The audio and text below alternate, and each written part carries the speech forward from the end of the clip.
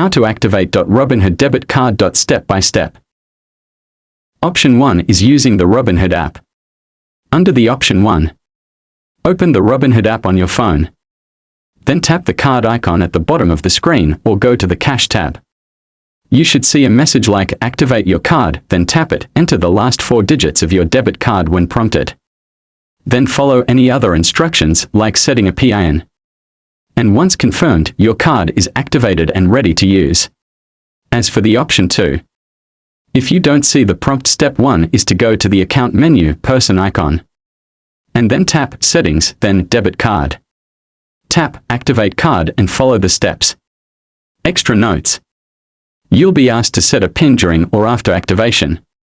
Make sure your app is updated to the latest version. You can also add the card to Apple Pay or Google Pay right after activation if you want to use it digitally. And that's it. I hope this helps you out, but that was it. See you again in the next video.